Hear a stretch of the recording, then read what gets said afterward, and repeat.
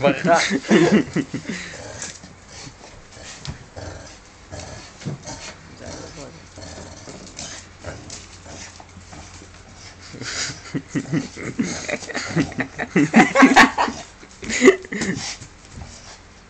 תראה את עצמה לקיר.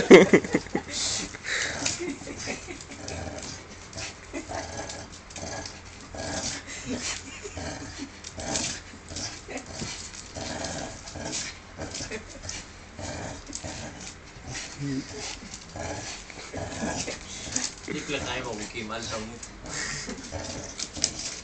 כן.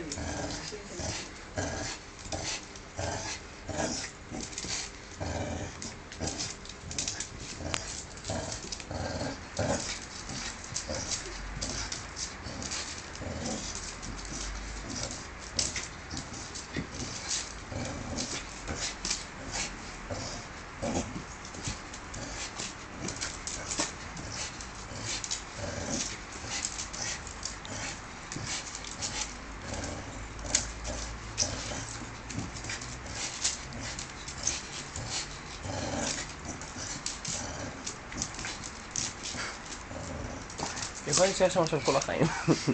היא לא תאכל, לא תשתה, לא תשתין. עד שלא תשחרר את החר הזה.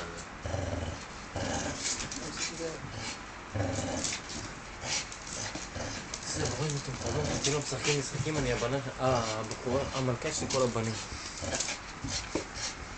כל פעם נשתראה לה משהו חדש. זה טוב שמסובב את זה, נהיה יותר קשה. מקודם היא ניצולת לך לקיר, עם הגב. צריך לקנות עוד אבזם כזה, הטיקטק הזה, הברזל. למה אי אפשר לשחרר את זה ולהשאיר את הטיקטק שם. אתה מבין? נקנה עוד אחד כזה, עולה איזה 15-20 שקל.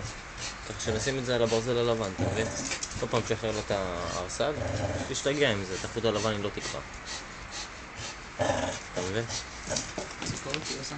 היא מתעצבנת גם בזה שאני מצלם אותך, תראה איך היא מסתכלת עליי. נגלה בה. ביש, תעשי חיוך, ביש! ברח לה, זה ברח לה מהפה. לא, לא! לא! פה. יאללה, קבו. לא יודע, ראי ממש לך, אבל אתה עושה, בת זונה. איי! אמא שלך.